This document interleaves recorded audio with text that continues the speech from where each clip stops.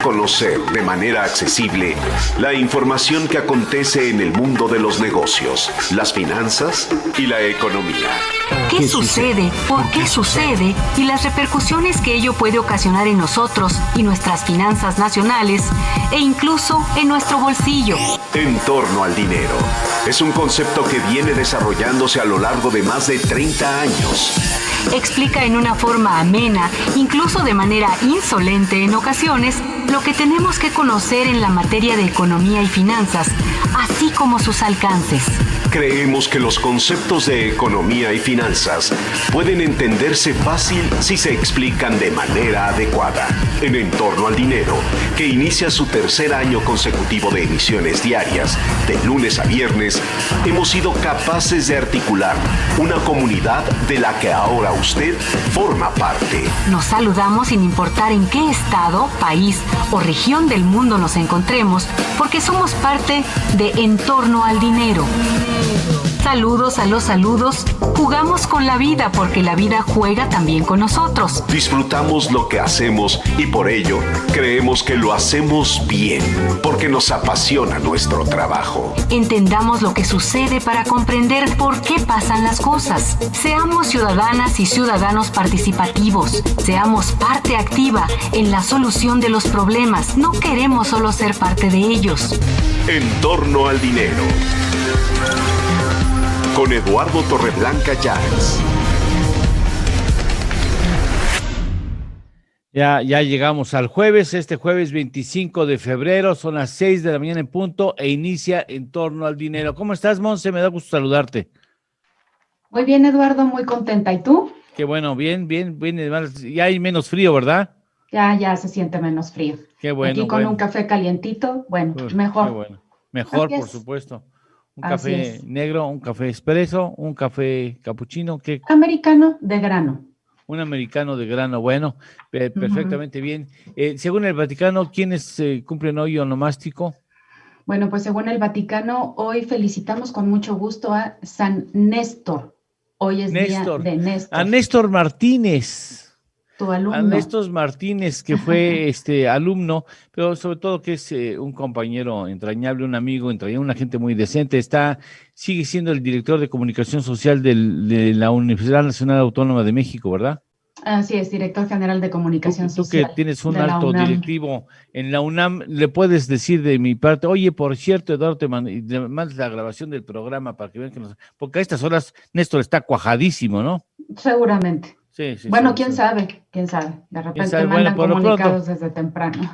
Pero por lo menos ahí a Néstor Martínez con un abrazo muy especial, querido amigo, compañero, una gente que tengo una magnífica opinión. Me hago recordar de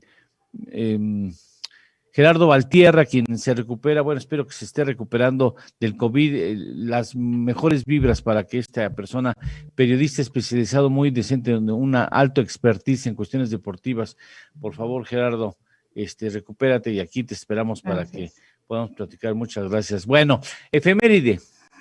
Bueno, la efeméride del día de hoy se celebra el Día Internacional del Implante Coclear. ¿Por qué es importante? Bueno, porque es una técnica con la que se consigue que una persona con una sordera profunda pueda oír a través de la estimulación eléctrica de las células acústicas dentro del oído interno. Me parece que justamente una de las cosas que ha mostrado la pandemia es la importancia de cuidar la salud y de atender este tipo de enfermedades que logran conformar grupos minoritarios de personas. Y un dato económico que tiene que ver con esto y que me parece importante compartir con todo el auditorio.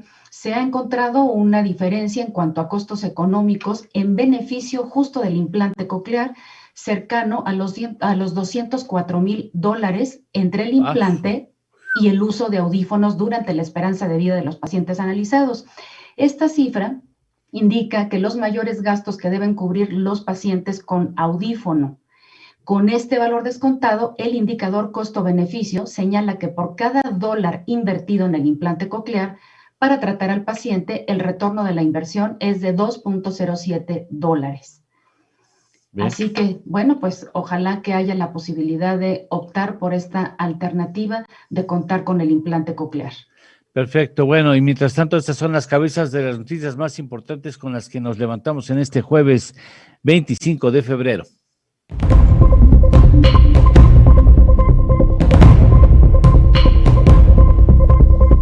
No existe venganza política en caso de FGR contra Cabeza de Vaca, asegura Hertz Manero. Gobernador tamaulipeco acude a San Lázaro y acusa persecución política. Moody's prevé crecimiento para México de 5.5%, pese a riesgos sobre su nota soberana. Pese a contracción de diciembre, sector servicios creció durante el segundo semestre de 2020, informó el INEGI. Juzgado que concedió suspensión a Tren Maya desconoce la ley ambiental, asegura Fonatur. COFECE obtuvo beneficio por más de 2.232 millones de pesos en 2020, revela informe. Avión presidencial no se ha podido vender porque es muy exclusivo, dice el presidente López Obrador. IATA podría lanzar pase de viaje COVID-19 a finales de marzo. Gobierno de Biden repartirá 25 millones de cubrebocas en las comunidades más afectadas por el coronavirus en Estados Unidos. España anuncia paquete por 11.000 millones de euros para apoyar a empresas afectadas por la pandemia. Israel autoriza ley que permite conocer identidades de personas no vacunadas contra COVID-19. Venezuela expulsa a embajador de la Unión Europea. El líder opositor Juan Guaidó es inhabilitado por 15 años.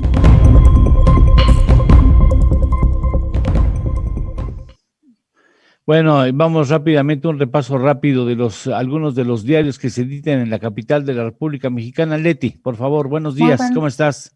Muy bien, muchas gracias, muy buenos días. Estos son los encabezados de los diarios que se editan en la Ciudad de México este jueves 25 de febrero. El Universal. Comisión Federal de Electricidad reserva por 2 años expediente de apagón por pastizal. Tras falsificar reportes sobre un incendio para justificar el corte de energía, que en diciembre dejó a 10.3 millones sin luz, ahora argumenta riesgos de seguridad para no abrir datos. Excelsior. Pondrán lupa a los gastos de candidatos. Unidad de Inteligencia Financiera indaga 10 casos de financiamiento ilícito. Milenio. Conectan a García Cabeza de Vaca con el narco desde 2004. Presume la Fiscalía vínculos del panista con Yarrington y con el Cártel del Golfo para campañas. El gobernador va a San Lázaro y alega persecución desde Palacio. El Economista. Ventas minoristas bajaron casi 10% en 2020. Retroceden al nivel de hace 6 años. Ventas online por catálogo y de salud las que crecieron. Reporte Índigo. Búnkers de riesgo. Debido a la pandemia y al miedo que provocó al salir a las calles, muchas personas compraron productos procesados cuya ingesta en exceso puede ser dañino para la salud. La Razón de México. Se enreda Insabi con contrataciones COVID. Dice que son 18,000, 15,000, 11,000. Y vence en marzo contrato de 10,000 médicos y enfermeras. Y hasta aquí los encabezados, Lalo. Muchas gracias, Leti, gracias, muy amable, gracias. Tenemos mucha información del INEGI, por lo pronto vamos a irla despejando en el transcurso de los primeros 45 minutos en este espacio. Por lo pronto le doy a usted el dato de los resultados de la encuesta nacional de ocupación y empleo, nueva edición del ENOE, encuesta nacional de ocupación y empleo, cifras oportunas correspondientes al mes de enero. El INEGI informa sobre los resultados de esta encuesta. La situación laboral del país en enero del 2021 en comparación con igual mes del año pasado es el siguiente.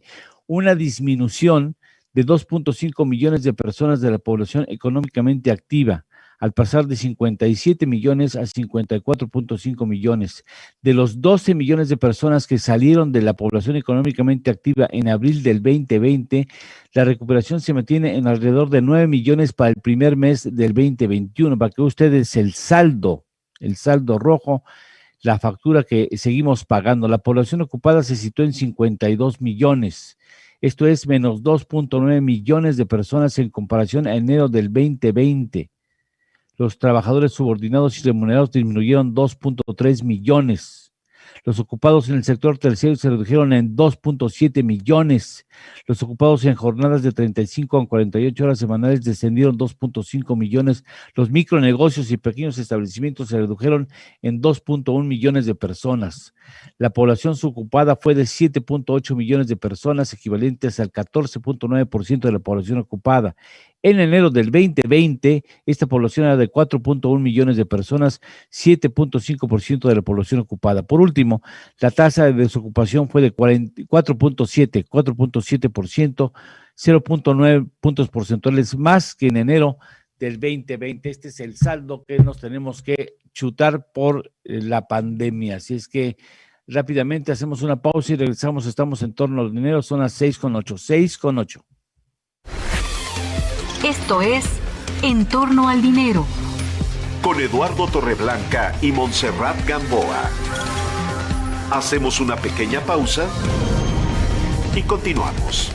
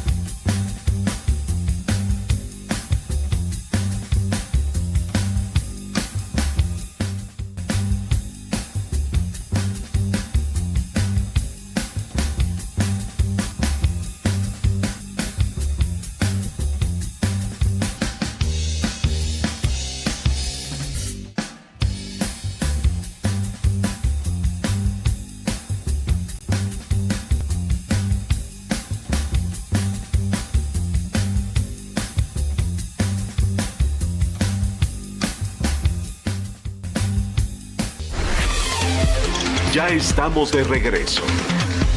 Esto es En torno al dinero. Con Eduardo Torreblanca Llanes.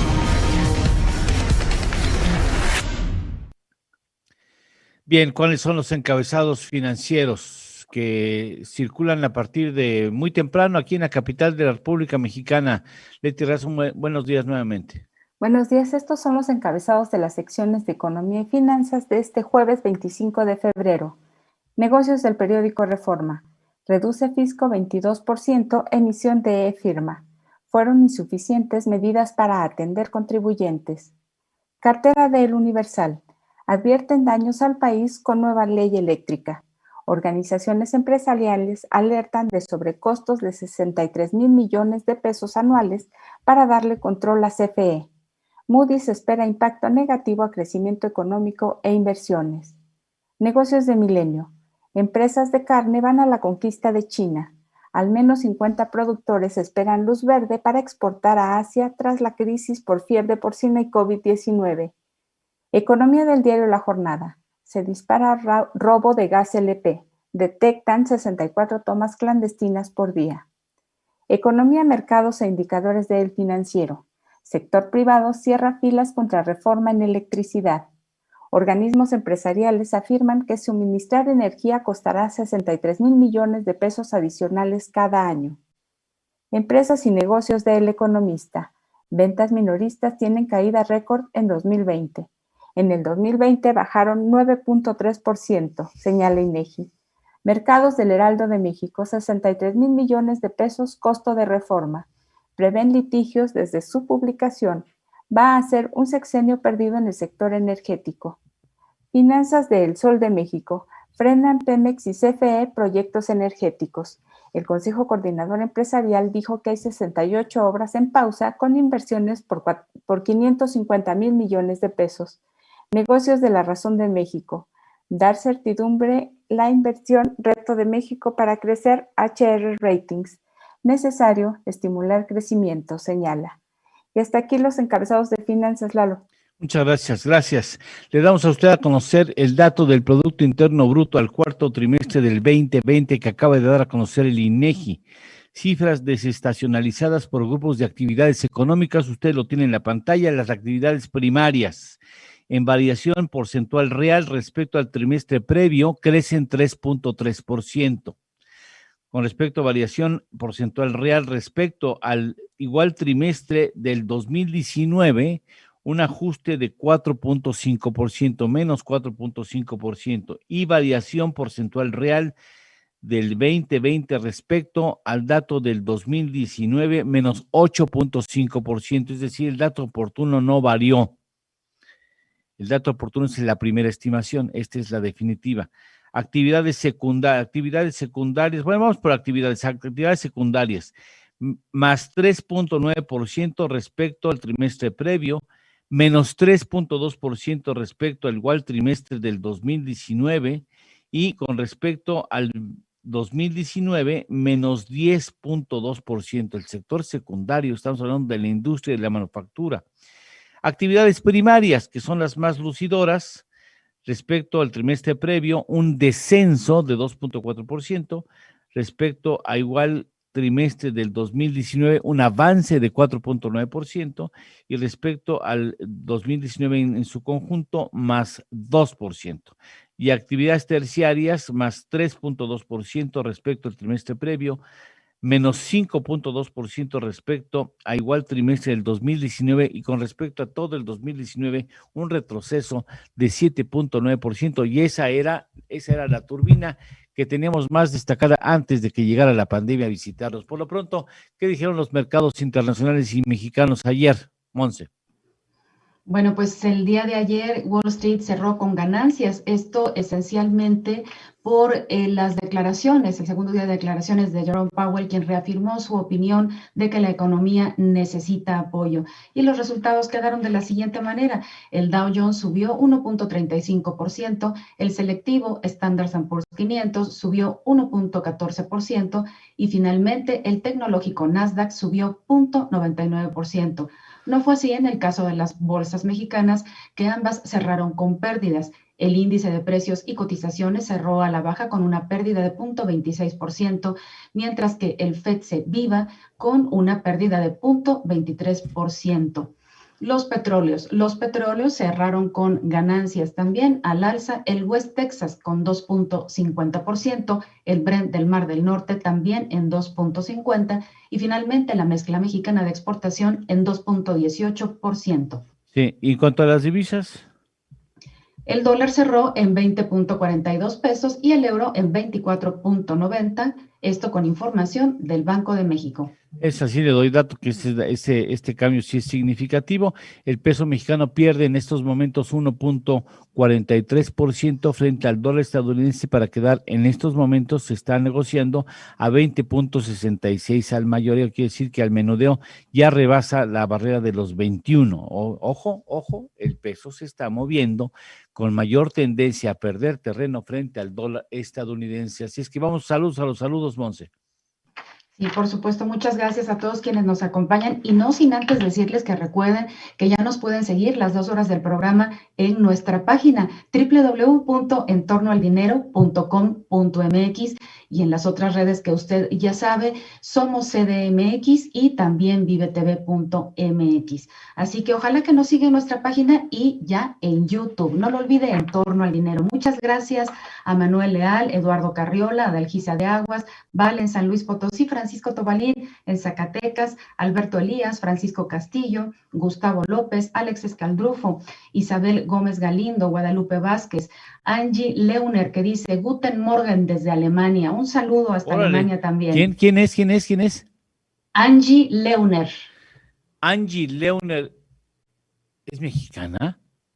No, Pues no sé, a no ver si tiene nos puede apellido compartir, pero así a ver si nos dice, si nos avisa. Saludos, después por de supuesto. decir Guten Morgen, Morgen escribe bien, muy bien el español. Isabel González desde Guadalajara, Javier Bárcena, Carlos Gómez Álvarez Tostado, José Enrique y Ezequiel Cheque. Muchas gracias a todos y cada uno de ustedes por formar parte de la comunidad En Torno al Dinero. Muchas gracias. 6:19, hacemos una pausa y regresamos con más números. Esto es En Torno al Dinero. Con Eduardo Torreblanca y Montserrat Gamboa. Hacemos una pequeña pausa y continuamos.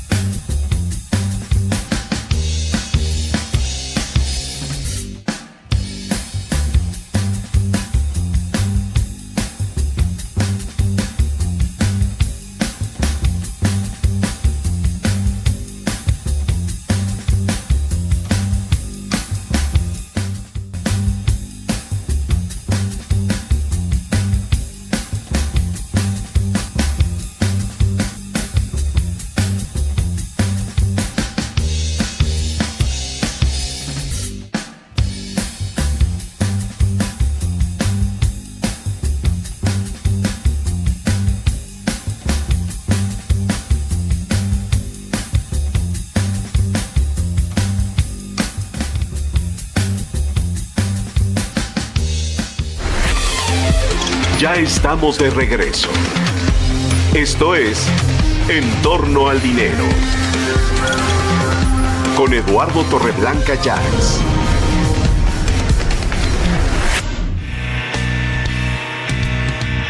En Torno al Dinero. Y con ustedes, el análisis con Víctor Ortiz Niño.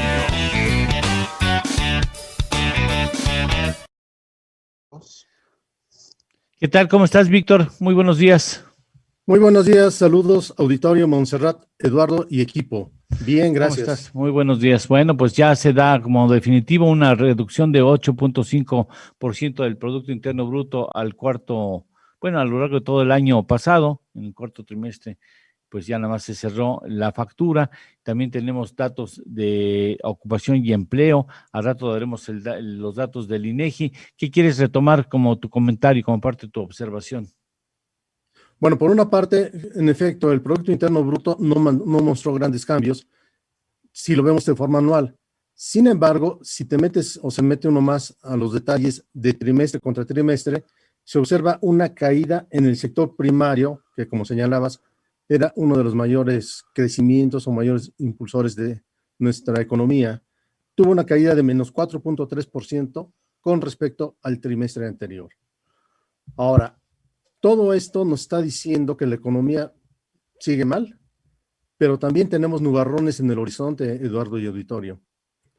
Ayer JP Morgan anunció que cierra la banca privada en México. Lo mismo hizo anteriormente en Brasil. Y esto es porque básicamente sus clientes ya están trabajando directamente en forma internacional. Es decir, la salida de capitales se sigue dando lentamente. Sin embargo, JP Morgan sí mantiene su banca de inversión, su banca comercial y los servicios de tesorería en nuestro país. Pero es una señal no muy buena para el futuro económico de México. Otro nubarrón. Ya empezaron las diferencias con Canadá y Estados Unidos por contaminación. Ayer anunciaron medidas contra aquellos países con los cuales tienen tratado comercial si es que estos contaminan. Y justamente es el caso de México. Y con la aprobación de toda la parte energética, con el cierre de iniciativas privadas que se dedican a generar energías limpias, vamos a caer con problemas de ellos en un mediano plazo. Y también, como estamos en época de resultados trimestrales de las empresas, entre hoy y mañana presenta Pemex sus resultados. Veamos cómo vienen. No espero que sean muy buenos, porque al tercer trimestre su caída en ventas ha sido del 35% aproximadamente. Con una caída en operación de 86%, sí presenta utilidad de operación, sin embargo, tiene pérdidas netas y, lo más importante, no genera flujo de efectivo. Su flujo de efectivo es negativo, lo que ha crecido hasta el tercer trimestre del año pasado, y ha mostrado un crecimiento de menos 138%. Del capital contable ni lo digo, es negativo por una cantidad impresionante de 2 billones de pesos. Que contra un activo de 1.905 tampoco es muy buena la situación. Entonces, la situación no es muy favorable para la economía en el corto plazo, Eduardo y auditorio.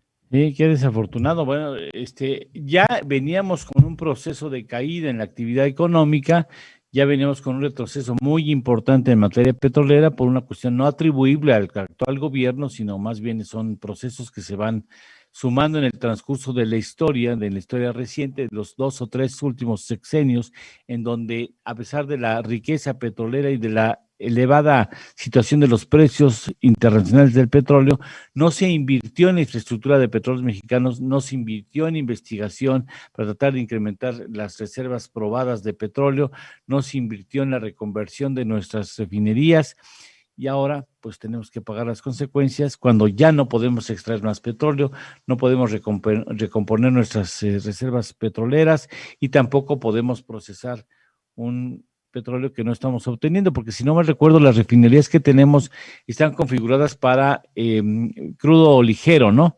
Y ahora lo que se está obteniendo como mayor parte de la producción es pesado, ¿sí?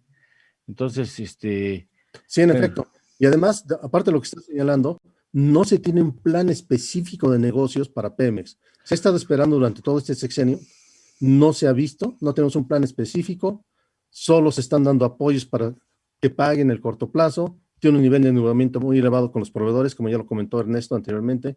Es decir, su situación financiera es mala, su situación operativa también. No sé, los campos que le correspondieron a ellos para explotar no lo han hecho. También tenemos problemas, como tú señalas, en las refinerías, trabajan al 40%. Definitivamente no se tiene muy buena visión de qué puede suceder con Pemex en el corto y mediano plazo, desgraciadamente. Y pues si siguen las cosas como van, al rato Vamos a hablar con CFE también sobre los mismos temas, con problemas operativos, y todo esto va a afectar a México, a la economía y a nosotros. Por lo tanto, debemos cuidar nuestro patrimonio, Eduardo y auditorio. Pues muchas gracias, bien lo señalas, ¿no? En el horizonte hay nubarrones, fuertes nubarrones. Muchas gracias, Víctor, cuídate mucho. Igualmente, que tengan un buen fin de semana. Hasta luego. Muchas gracias, Víctor Ortiz Niño. Son las... Con Eduardo Torreblanca y Montserrat Gamboa. Hacemos una pequeña pausa y continuamos.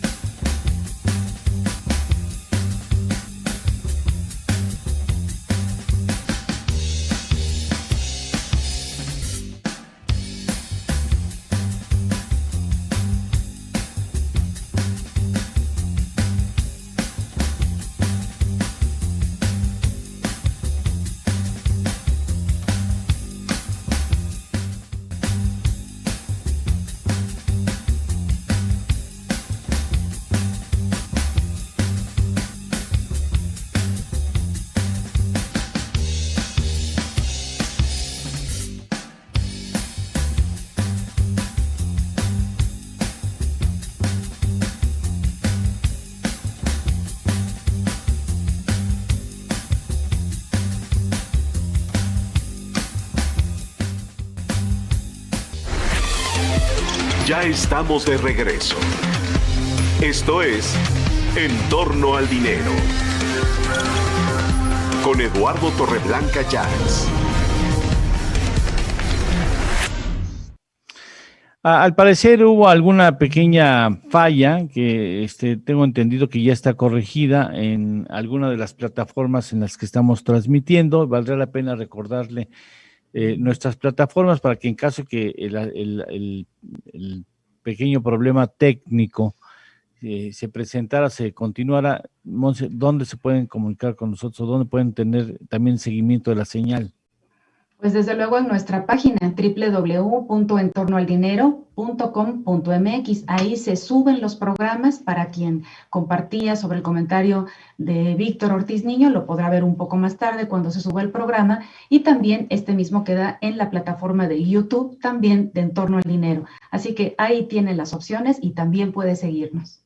Gracias, gracias. Bueno, vamos con el comentario. No, vamos primero con las columnas. ¿Qué dicen los columnistas, Leti? Buenos días nuevamente. Buenos días. Darío Celis, en su columna La Cuarta Transformación, que publica El Financiero, sostiene que la Auditoría Superior de la Federación no solo interpretó correctamente el costo total de la cancelación del aeropuerto de Texcoco, sino que se quedó corta. Argumenta que la omisión que Herrera recrimina a la auditoría tiene que ver con los 6,000 millones de dólares de bonos y los 36,000 millones de pesos del FIBRA-E que él mismo renegoció. El problema es que nunca aclaró el monto de la indemnización, tanto de los 1,800 millones de dólares que se recompraron como los 4,200 millones de dólares restantes. Si bien dice hay puntos de controversia, el gobierno federal debería transparentar todos estos costos a la par que le pide correcciones al auditor David Colmenares.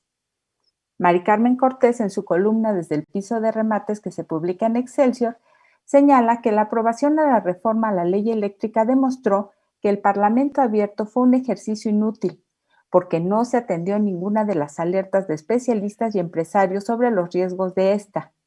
La iniciativa fue enviada al Senado, donde se pretende aprobar en fast track, porque los senadores de Morena tampoco escucharán a los dirigentes empresariales e industriales y cumplirán el costoso capricho del presidente López Obrador de revertir la reforma energética de Peña Nieto sin importar sus costos.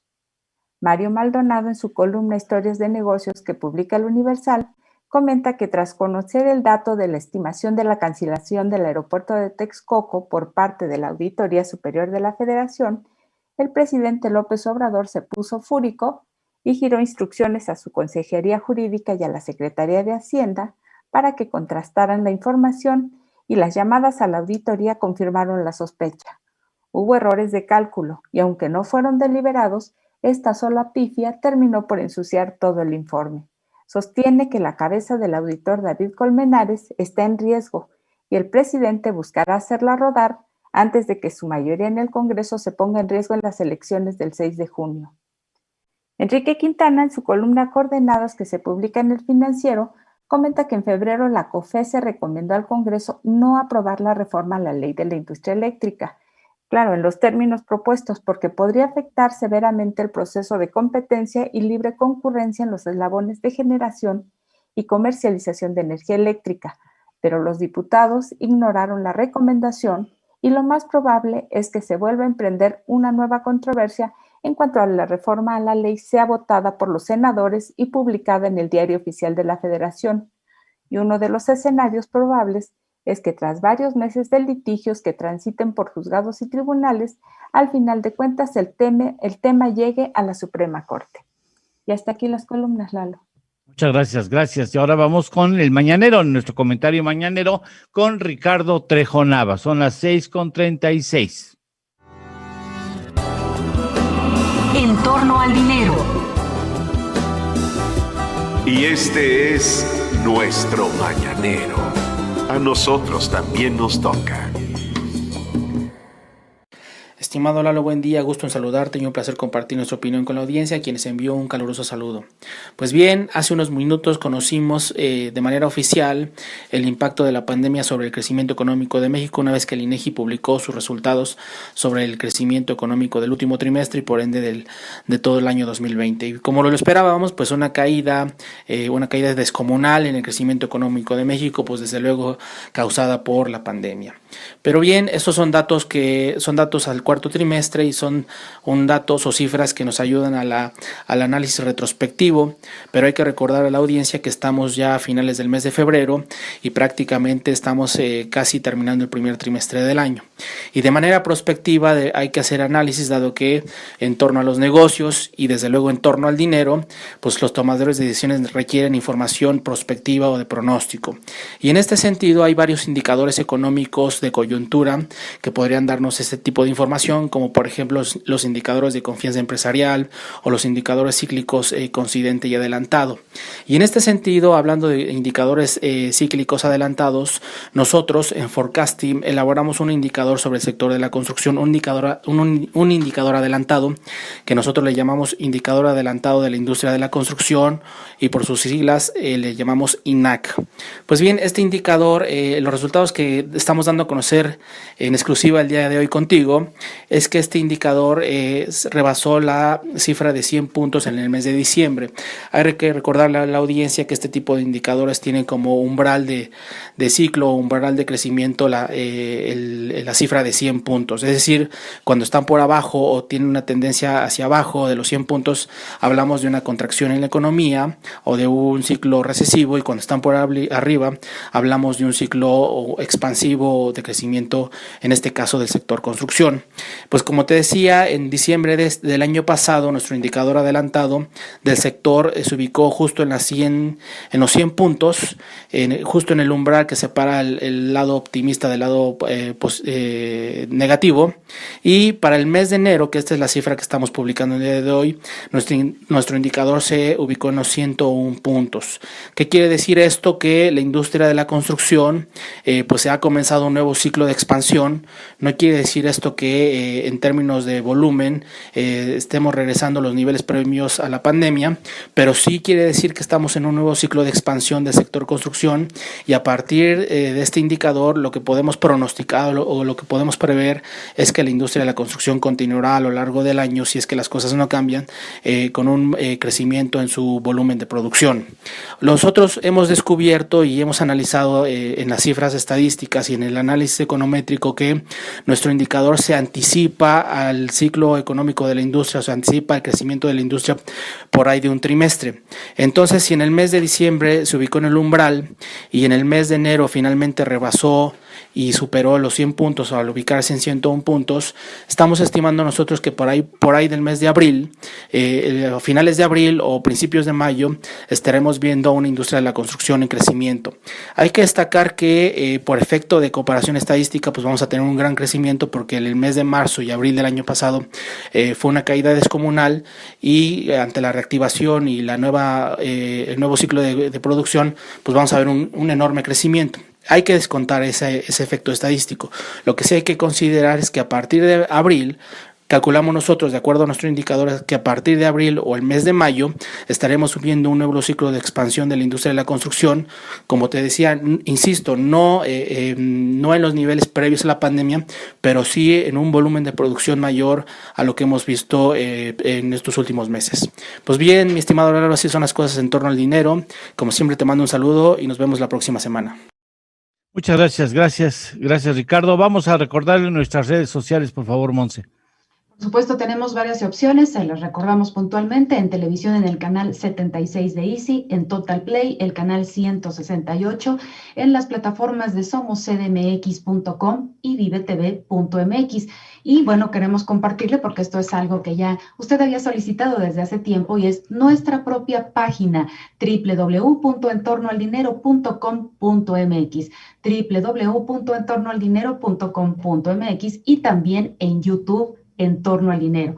Puede seguirnos en vivo, y a lo largo del día, el mismo día, se suben los programas, así que ahí también puede volverlos a ver, y nos dará mucho gusto que también a través de esta plataforma y de nuestra página siga en contacto con nosotros y nos deje sus comentarios. Muchas gracias. Muchas gracias. Bueno, gracias. Hasta aquí llegamos en la plataforma Central FM. Muchas gracias. Seguimos, por supuesto, en Easy, seguimos, por supuesto, en Total Play y en nuestras redes sociales. Vamos a una pausa y regresamos. Continuamos aquí en Torno al Dinero con Enrique Díaz Infante. Esto es En Torno al Dinero, con Eduardo Torreblanca y Montserrat Gamboa. Hacemos una pequeña pausa y continuamos.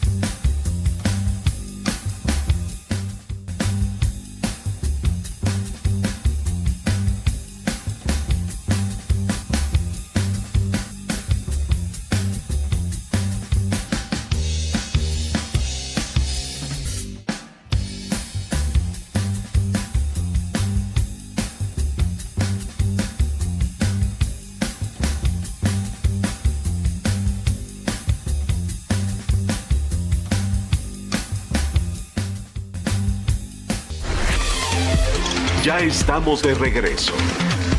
Esto es En torno al dinero. Con Eduardo Torreblanca Llanes. Bien, si usted tiene algún dolor fiscal, alguna dolencia fiscal, pues un médico en la materia, Sergio Sánchez. La Procuraduría de Defensa del Contribuyente dará inicio al programa Declara en tu casa y con este mecanismo se pretende otorgar asesoría presencial y remota para la elaboración y presentación de la declaración anual de las personas físicas, recordando que no solo tienen esta obligación las personas que tienen el régimen fiscal de honorarios o actividad empresarial, sino que también las personas que recibieron ingresos por sueldos y salarios superiores a 400,000 pesos durante el año anterior, incluyendo el importe recibido por liquidaciones o finiquitos laborales y que en suma superen el importe mencionado.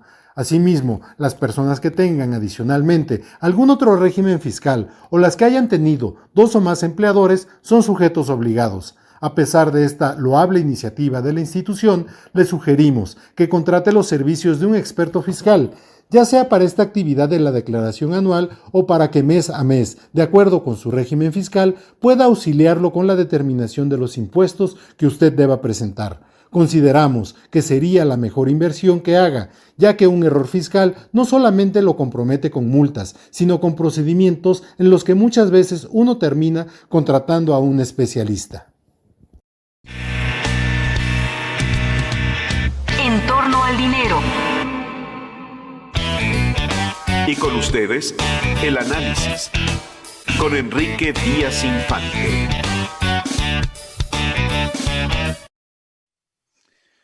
Muchas gracias, gracias. Bueno, te doy la más cordial bienvenida, como siempre, Enrique, ¿cómo estás?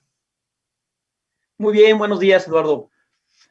Oye, de las consecuencias posteriores, pues obviamente son posteriores las consecuencias, pero de las consecuencias que pueden vivirse por el asunto de la contrarreforma eléctrica, están también en las afores, o sea, nuestros ahorros para el retiro. Así es, Eduardo. Es preocupante el impacto que va a tener esto en el monto de las pensiones que van a recibir los trabajadores. Debemos recordar que las afores son de los grandes inversionistas institucionales en el sector eléctrico. A través de las fibras emitían papel, los inversionistas, entiéndase los trabajadores, sus ahorros, tienen invertidos 752,688 millones de pesos, según el informe al cuarto trimestre presentado por la CONSAR, y los tienen invertidos en títulos emitidos por las fibras E. Estos fideicomisos emitieron los valores para que a su vez fueran invertidos en las sociedades, proyectos o activos de la energía renovable. Entonces, ¿qué va a pasar ahorita que ya se está mandando a la cola en la preferencia de la compra de energía por parte de CFE y los privados, pues ya sus empresas van a valer menos? Bueno, pues ahora que ya le van a comprar, ya no le van a comprar al productor de energía que resulte ganador de una subasta y ya no va a ser la energía más barata ni la más limpia, pues están afectando a los trabajadores en el monto de su jubilación. Recordemos que ya las afores en sí mismo traen una tasa de reemplazo, es decir, el monto de las pensiones, según la OCDE calcula, serán aproximadamente del 25% del último sueldo. Y con estas afectaciones que están teniendo en el rendimiento, pues ahora van a tener un monto de pensión mucho menor. Las empresas le apostaron a invertir en la generación de energía eléctrica renovable y más barata, en beneficio del consumidor, y las afores le apostaron a invertir en las CIEFORES, en esas empresas. Entonces, ahorita lo que estamos viviendo son minusvalías, es decir, mientras no se vendan esos papeles, no se realiza la pérdida. Pero al momento de venderse los títulos por parte de las CIEFORES, pues va a haber una pérdida considerable. Ahora, ¿de qué estamos hablando, Eduardo? Estamos hablando del 2.2% del monto total de las afores. Pues, alguien podrá decir, oye, por 2.2%, pues no es mucho, y de ese 2.2% invierten las fibras E, ¿cuánto estará en energía renovable? Pues no llega al 1%, entonces pues no es mucho. No, el impacto es brutal, porque está mandando un mensaje a los inversionistas de que no pueden confiar en este gobierno, que y que porque las reglas del juego se cambian. Entonces, no es nada más el monto de la pensión que sí va a sufrir, se va a bajar la tasa de rendimiento, pero además el mensaje a los inversionistas. Estamos viendo con este gobierno una destrucción de riqueza. Ya vimos lo del Naim, que también le costó a las Afores, las inversiones que hicieron en este tipo de papel. Y ahora el mensaje de lo de luego se vio lo de los gasoductos, los contratos que se renegociaron, y luego lo de Constellation Brand, que le negaron los permisos para extraer agua para su planta cervecera en Mexicali, que pues, se tuvo que cancelar. Fue en sí mismo una expropiación, ¿no? Y esto puede afectar eventualmente la calificación de la deuda soberana. Seguro lo va a afectar. Las calificadoras de riesgo ya están tomando nota de que no es un país amigable con la inversión privada el que está en este momento gobernado por López Obrador y la 4T, y entonces pues va a valer menos el papel y vamos a tener que pagar más porque inviertan acá, más interés se va a tener que pagar.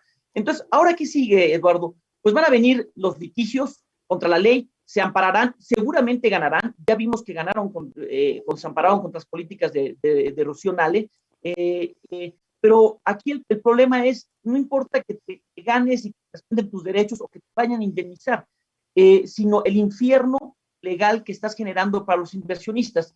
Y los inversionistas, y aquí cuando hablo de inversionistas, pensemos en los trabajadores, que somos principalmente los inversionistas, y las IFORES no andan buscando pleitos, lo que andan buscando es rendimiento. Entonces dice, ¿sabes qué? Ya mejor ni le entro a ese sector, ya mejor ni le entro y los extranjeros dicen, pues ya ni mejor no le entro a ese país, que es un país que se está moviendo hacia el populismo y que va a tomar decisiones erráticas en contra de la inversión, no ve bien a la inversión. Entonces, ese va a ser el costo en el mediano y en el largo plazo. Menos inversión, menos crecimiento y los trabajadores menos pensión por sus ahorros.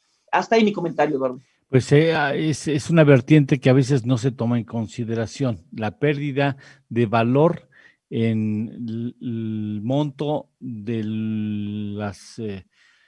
las pensiones por decisiones que finalmente bajan el valor de las AFORES, de las CIEFORES, de dónde están invertidos esos recursos por decisiones políticas que no necesariamente juegan a favor del mercado. Es lamentable, es muy oportuno tu comentario, que por cierto, una televidente, ya sabes que tenemos una comunicación permanente por redes sociales con ellos, dice, voy levantándome, te mando un saludo por supuesto, y dice, y ahora me voy enterando que mi Afore ya valió cacahuates. Así es que bueno, pues sí, hay que ver esas decisiones, o sea, siempre una decisión de esas magnitudes tiene consecuencias importantes. Por cierto, vamos a hablar en algunos momentos más con Enrique Provencio, quien es asociado al Programa Universitario de Estudios del Desarrollo de la UNAM, hablando precisamente sobre el costo de la pandemia, el costo de no haber tomado decisiones económicas oportunas, cuánto y hasta cuándo vamos a recuperarnos. Por lo pronto, te mando un abrazo muy fuerte, muchas gracias por estar aquí con nosotros, como siempre, en esta tu casa. Otro de regreso, Eduardo. Saludos a tu público. Muchísimas gracias, muchas gracias. Bueno, no se preocupe, señora Toledo, pues después se recomponen las cosas, ¿no? Esperamos en otro sexenio. Bueno, qué mala broma. Vamos con Montserrat. Tenemos datos interesantes de asuntos que a usted le va a interesar sin lugar a dudas, sobre un documental. No sé si lo has visto, Enrique, que es una maravilla. El otro día, curiosamente, lo estaba yo viendo, cuando supongo que también Monse estaba viéndolo también, de Trabajo Confidencial. ¿No lo has visto? No. Bueno, escucha, Monse, vamos contigo, Monse. ¿Qué tal? Pues así es, Eduardo, auditorio. Hoy vamos a platicar en cine, libros y economía de un documental, Inside Job, o aquí también se le intituló Trabajo Confidencial o Trabajo Sucio. Este es un documental que además ganó el Oscar en el año 2010 y bueno, fue dirigida por Charles Ferguson y está narrada por el actor Matt Damon.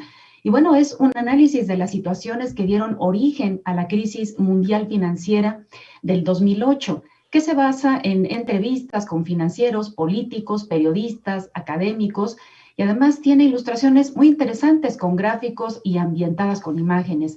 A ratos pudiera parecer un poco técnica, pero fíjese usted que en el sitio web de la propia película, del documental, hay un documento que trata todos los temas técnicos, económicos que se plantean a lo largo del documental.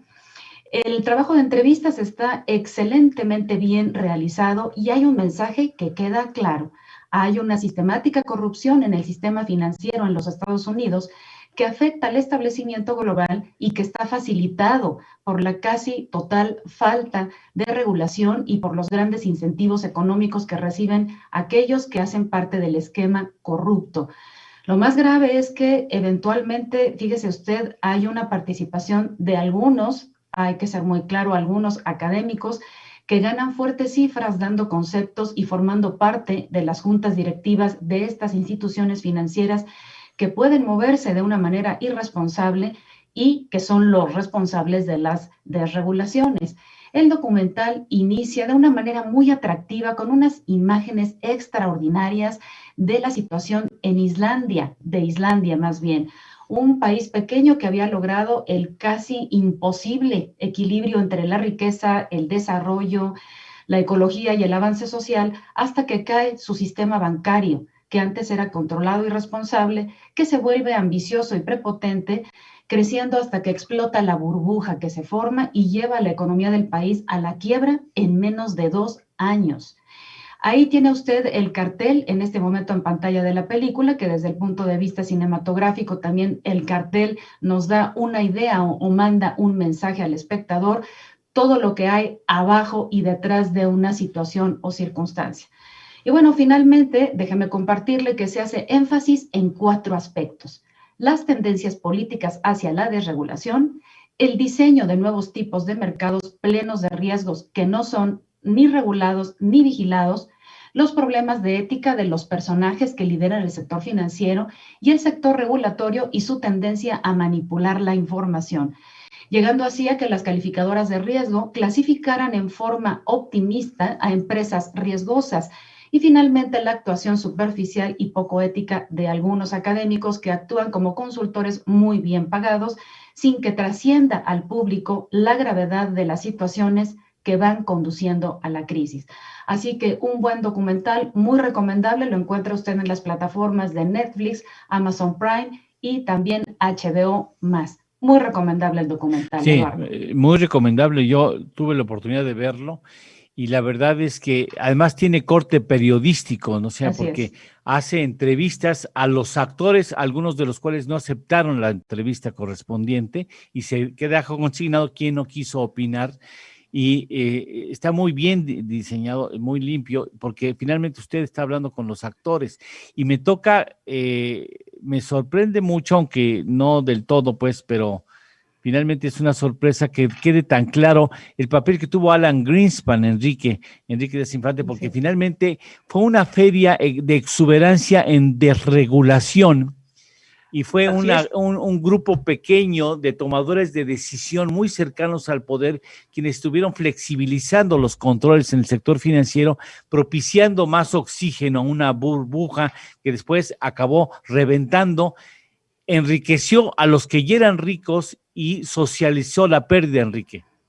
No, totalmente, Monse, perdón que no, sí, ya lo ubiqué, sí lo vi, y lamentablemente mi reflexión sería, ¿qué ha cambiado desde ahí? O sea, sí hubo regulación, sí se quiso hacer algunos cambios, pero la verdad es que la especulación que se desató con todos estos derivados y con las bursatizaciones que se hacían, está ahí, y estamos esperando nada más cuándo va a venir el siguiente activo, va a crecer su valor, la inflación que se va a desatar y la especulación en esta economía casino. No han cambiado mucho las cosas, ¿eh? No han cambiado mucho las cosas. Creo que ese es el punto, Enrique, y además aquí en el documental recordarán algunas como tal imágenes testigo de las personas cuando en su momento les ofrecen las hipotecas para su casa, ¿no? Como con toda ya sabemos, ¿no? Gran expectativa que tiene el American Way of Life famoso, y en el momento en que estalla la burbuja, cómo van las personas saliendo a vivir a la calle. Y bueno, pues muy lamentable. Incluso algunos de los entrevistados que no quieren participar, como mencionabas, Eduardo, en un caso en particular es hasta grosero con la persona que quiere entrevistarle y dice, de ese tema no voy a hablar, no tengo nada que decir. bueno, pues a veces el silencio dice mucho más. Bien, pues muchas gracias. Gracias, Monse, muy interesante, lo recomendamos ampliamente. Gracias, Enrique. Gracias, Enrique, te agradezco mucho porque ya está con nosotros y estará después de una pausa comercial Enrique Provencio, asociado al Programa Universitario de Estudios de Desarrollo de la UNAM, con quien vamos a hablar sobre los asuntos derivados de esta factura que ya estamos viendo que tenemos que pagar. Hemos participado usted de los datos más recientes de desempleo, de la actividad económica del Producto Interno Bruto, y bueno, finalmente son las facturas que estamos pagando ya, que ya comenzamos a pagar por una quizá mala administración de la pandemia, que ya nos estamos dando cuenta que el daño pudo ser un poco menor y la recuperación más rápida si hubiéramos diseñado otro tipo de abordaje de esta pandemia que sacudió a todo el mundo, pero no a todo el mundo le fue tan mal como a nosotros. Después de una pausa, son las 7:01, regresamos con Enrique Provencio. Esto es En torno al dinero. Con Eduardo Torreblanca y Montserrat Gamboa. Hacemos una pequeña pausa y continuamos.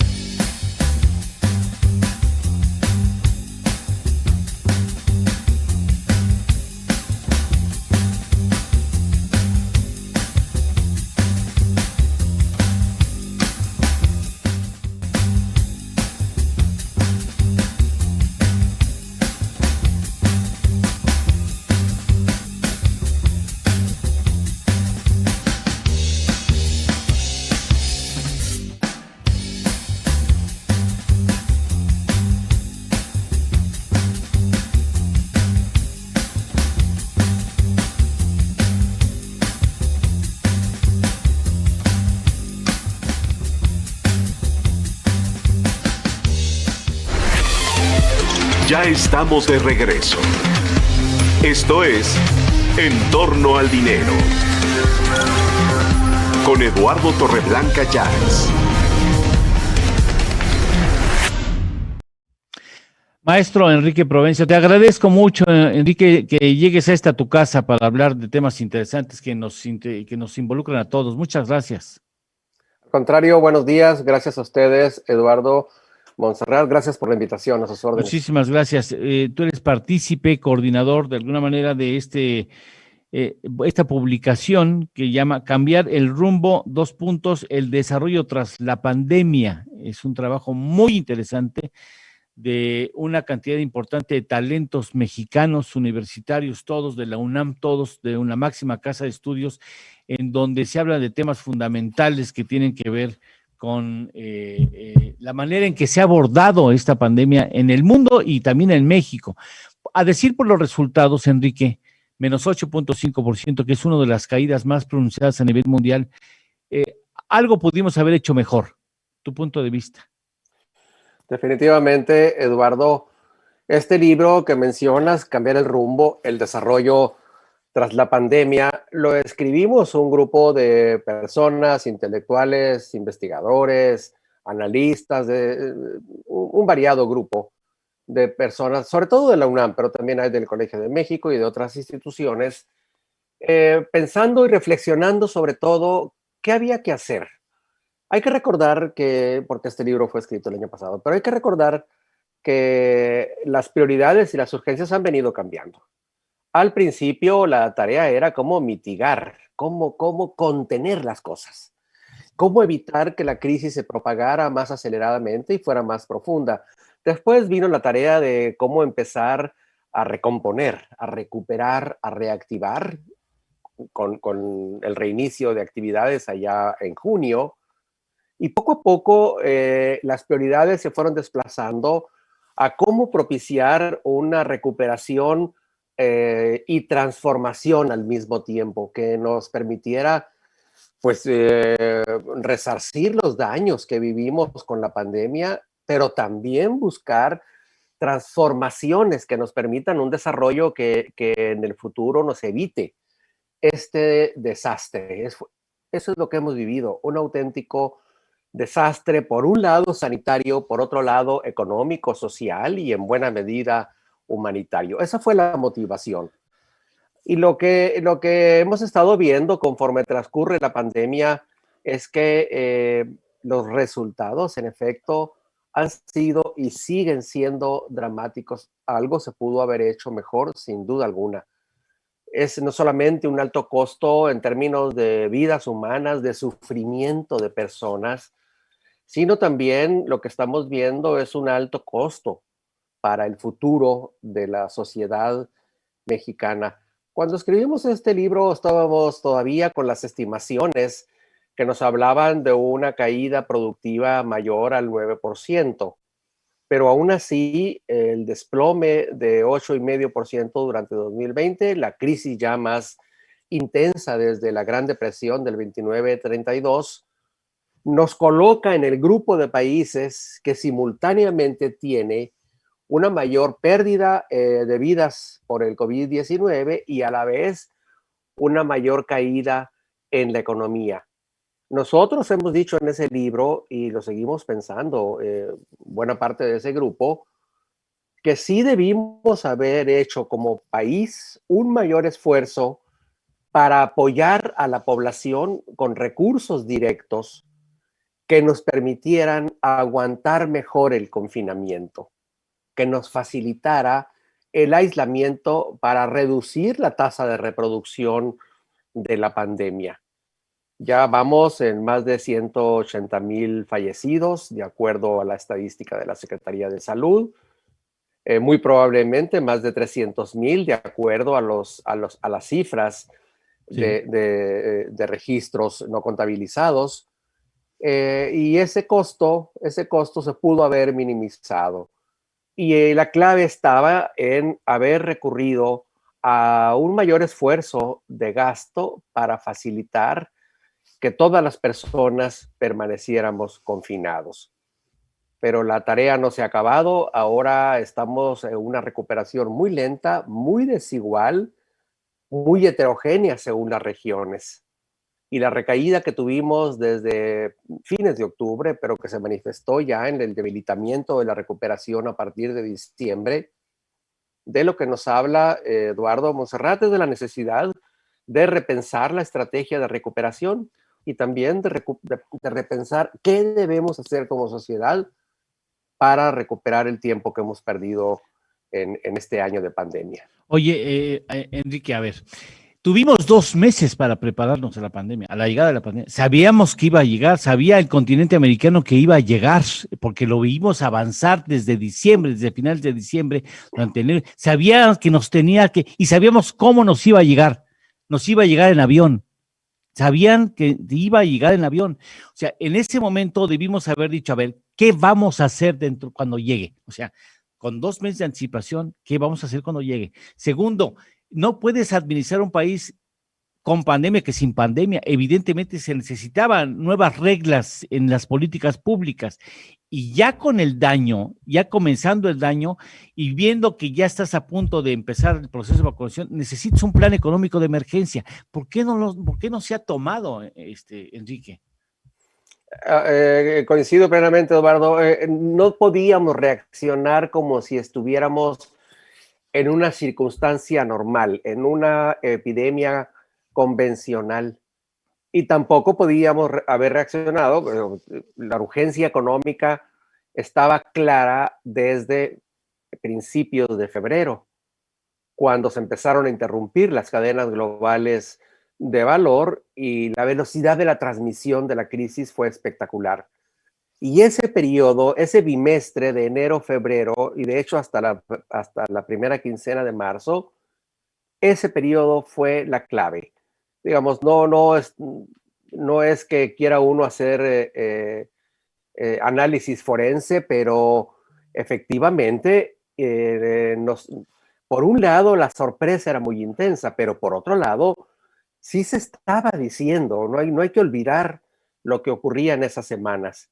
Se estaba alertando sobre la emergencia, la surgencia de una crisis que podía tener dimensiones desproporcionadas. Y lo más importante, en efecto, era prepararse para enfrentar una pandemia que se estaba desplazando a una velocidad inusitada por el mundo.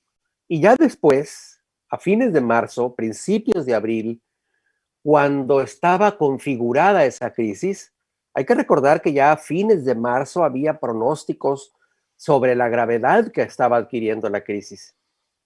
Y en mi opinión, la respuesta nacional quedó claramente configurada a principios de abril con aquellas decisiones de profundización de los programas de austeridad fiscal y la tajante negativa a cambiar la política que se había decidido para 2020. En ese momento, las autoridades hacendarias decidieron sostener una política que no era, y ya se veía, no lo estamos diciendo a toro pasado, ya se veía a fines de abril que había que actuar de manera extraordinaria ante una situación que también era extraordinaria. Lo que decidimos fue mantener la misma política y si acaso echar a andar unos programas de compensación que se perfilaban como muy limitados desde el principio. Oye, renunció el gobierno a la rectoría económica, de hecho. De hecho, sí, porque dejamos las cosas al garete, las dejamos de hecho a la inercia de una recesión internacional que para, repito, fines de marzo estaba clarísima y que para principios de abril ya se perfilaba con toda claridad como mucho más que una recesión, como una crisis muy profunda. Oye, el componente de informalidad de nuestra economía fue un elemento muy destacado para que avanzara la pandemia. Lo fue sin duda, pero en esta ocasión, a diferencia de la crisis de 2009, la informalidad no pudo ser el refugio del desempleo. Y de hecho, en los meses, en el segundo trimestre de 2020 sobre todo, lo que vimos fue una reducción de la informalidad por la simple y sencilla razón de que la gente no estaba en condiciones de salir a trabajar, autoemplearse y ocuparse en las actividades no formales.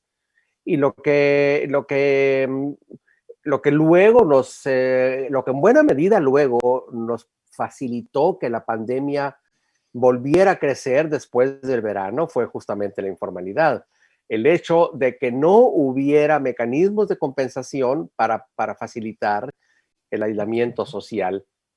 Varias voces en ese momento propusieron, incluyendo, por ejemplo, a Gerardo Esquivel, el subgobernador del Banco de México, la adopción de un seguro de desempleo de emergencia. ¿Para qué? Para que un apoyo económico directo permitiera resistir mejor los impactos que estábamos teniendo en el empleo. Seguimos sin un mecanismo. Ese es uno de los cambios que debimos haber estado preparando en 2020 y que debemos hacer y preparar ahora. Para el futuro, está claro que el mecanismo de estabilización automática más importante que favoreció a muchos países fue el seguro de desempleo. Y ese fue, por ejemplo, en Estados Unidos el mecanismo que les permitió resistir mejor y evitar una caída más profunda. Oye, Enrique, vamos a poner un caso utópico, pues. Se te designa de bateador emergente en estos momentos en la Secretaría de Hacienda.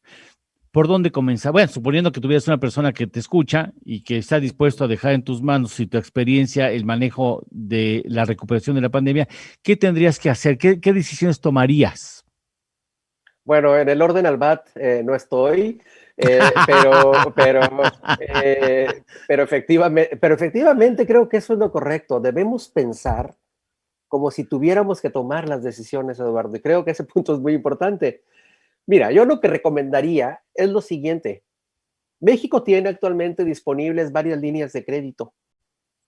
Y esas líneas de crédito que México tiene disponibles en los organismos financieros internacionales, nos hemos resistido a utilizarlas.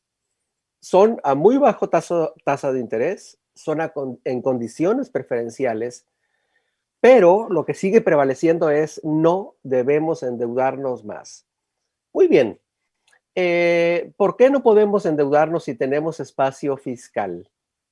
A pesar del incremento del coeficiente deuda-producto el año pasado, que aumentó sobre todo por la caída del producto, Sí. la urgencia sigue ahí.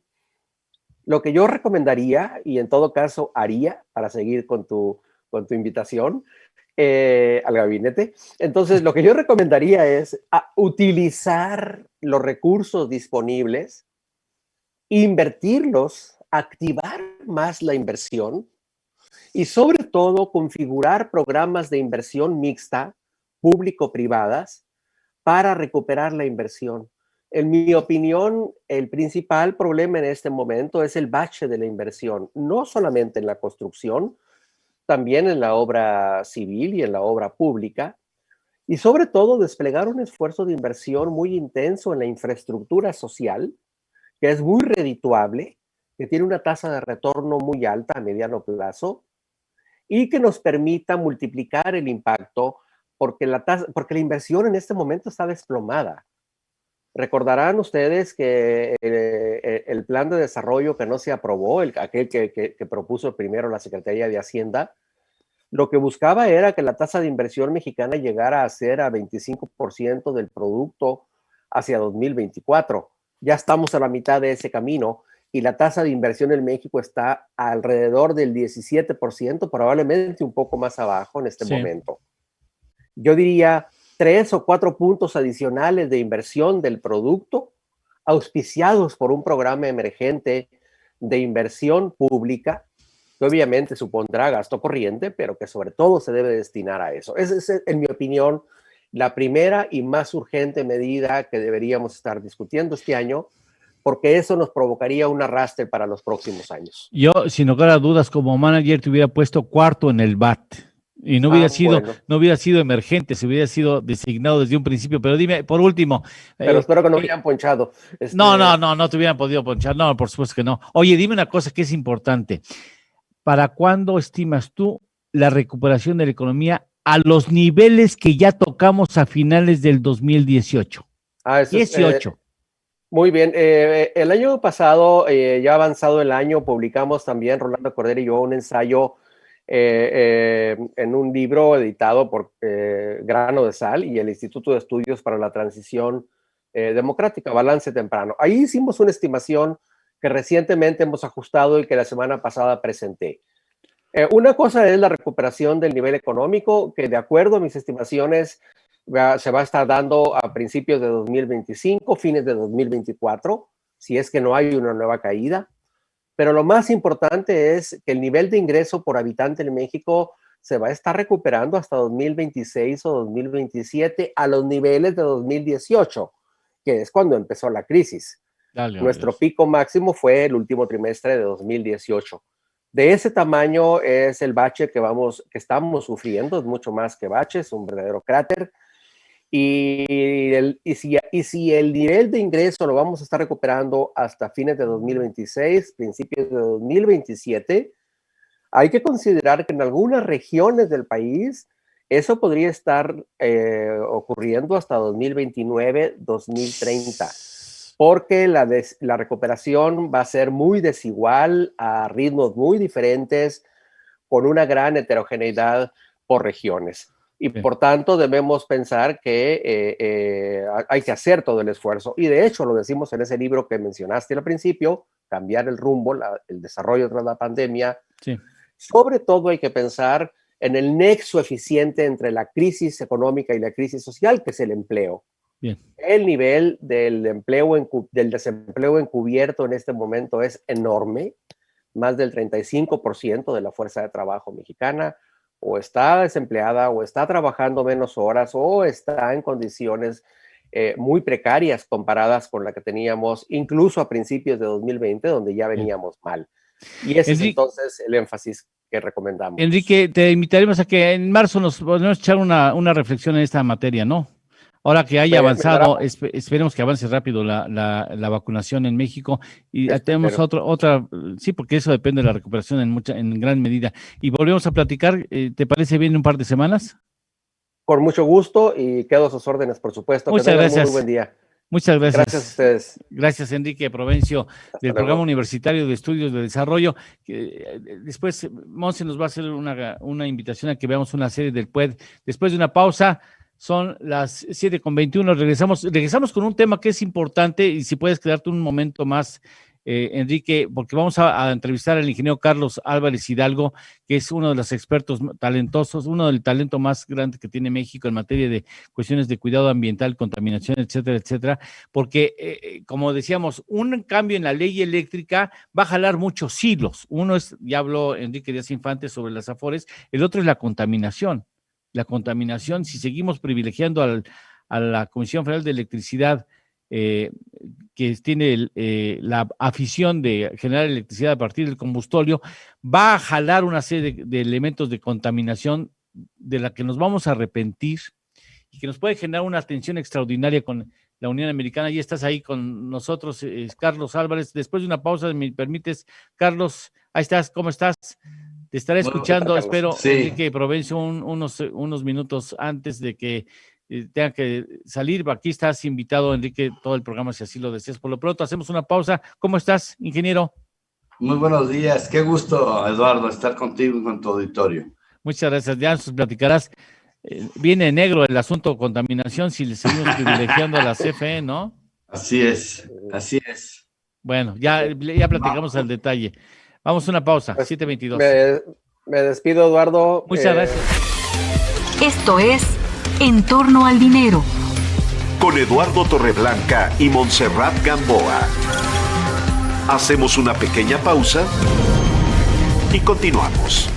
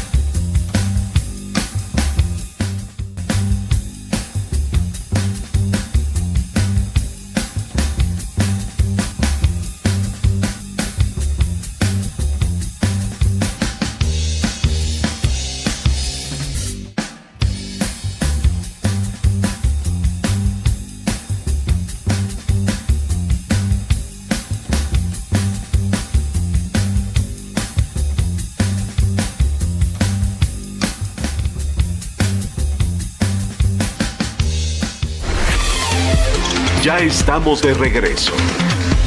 Esto es En torno al dinero. Con Eduardo Torreblanca Llanes. Me comentabas, Montserrat, de una serie que tiene el PUED. Una sugerencia precisamente del Programa Universitario de Estudios para el Desarrollo. Fue una serie que se transmitió por TV UNAM en noviembre y diciembre del año pasado y que ahora está disponible en el canal de YouTube de TV UNAM. Y bueno, hay varios episodios, cada uno es una verdadera cátedra. Hay uno que se llama El derrumbe económico por la COVID, donde Alicia Bárcena, Graciela Teurel y José Woldenberg analizan la problemática económica de la COVID-19. Muy recomendable, Crisis 2020, canal de YouTube de TV UNAM. Muchas gracias, gracias. Bueno, vamos ahora ya con este asunto de la contaminación. Los cambios en la ley eléctrica, la contrarreforma eléctrica que hemos mencionado aquí en este programa, la contrarreforma eléctrica, traerá también consecuencias en materia ambiental. Entonces le decidimos preguntar al ingeniero Carlos Álvarez Flores, yo no sé por qué te digo Hidalgo. Sí. Me acuerdo de los periodistas cuando es el último año de gobierno, que es el año de Hidalgo, y el que dejé algo. Bueno, pero es otro asunto. Perdóname, Carlos Álvarez Flores, ingeniero, una de las personas que más sabe en materia de contaminación. El privilegiar a la CFE, que tiene esquemas de utilizar carbón y combustible para generar electricidad, ¿trae consecuencias ecológicas? Sí, por supuesto. Muchas gracias. Buenos días. Sí, mira, te voy a dar nada más una referencia. En 1959, en Londres, en la zona fabril, o sea, en la región de las fábricas, que en aquel tiempo eran mayoritariamente textiles, se murieron 8,000 londinenses por respirar. En un invierno muy crudo de menos 15 grados, se murieron 8,000 personas con el dióxido de azufre. El combustóleo es el residuo de la refinación, junto con el coque del petróleo, son los residuos de la refinación del petróleo. Entonces, el contenido de azufre que tiene nuestro combustóleo, derivado del... Acuérdate que nosotros tenemos un crudo maya, que le llamamos pesado. Eso de pesado quiere decir que tiene del 4 a veces hasta el 6% en peso de azufre. Cuando tú quemas el azufre, se convierte en dióxido de azufre. Y ese dióxido de azufre sale ahí en partículas negras pequeñas, muy pequeñas, y llegan a los pulmones. Esos pulmones que nos sirven para tomar el oxígeno del aire, ¿verdad? Respiramos, tomamos esas partículas y como son tan pequeñas, 2.5 micras o micrómetros, junto con el oxígeno atraviesan las paredes de los alveolos. En los alveolos tenemos unas células que se llaman neumocitas, que son las más delgadas, son las células más delgadas que tenemos en el organismo y permiten que el oxígeno atraviese hacia el torrente sanguíneo, pero junto con ellos van estas partículas. ¿Qué hacen esas partículas? Bueno, pues van junto con la sangre a todas las células, a todos los tejidos de todos los órganos. Te pueden causar en niños, rápidamente, en niños. Niños menores de 5 años, ¿verdad? Causa retraso mental, autismo, síndrome de déficit de atención. Ahora ya sabemos también de agresividad y depresión. A nosotros nos pueden generar, obviamente, leucemia, o sea, cáncer en la sangre, cáncer de esófago, de estómago, de páncreas, de hígado. También nos dañan los riñones, ¿verdad? Tenemos hoy 12 millones de mexicanos con insuficiencia renal. También nos disminuye el sistema inmunológico y nos afecta directamente el sistema reproductivo, o sea, ataca y destruye la testosterona. Todo eso es lo que nos regala el dióxido de azufre al quemar combustóleo. Y debemos entender que este gobierno, bueno, no ¿verdad? Yo quisiera ser más justo y decir, bueno, desde siempre la Comisión Federal de Electricidad, cuando menos desde 1960, hace ya 60 años, ya tenía en el escritorio, ahí está todavía, están los proyectos para instalar unos equipos de tratamiento de las emisiones. Fíjate nada más, tiene 60 años guardados los proyectos. De acuerdo con un análisis investigación que acabo de hacer hace poco, te puedo decir que con $200 millones por cada una de las 10, dicen que hay 10 termoeléctricas funcionando hoy de la Comisión Federal de Electricidad. Sí.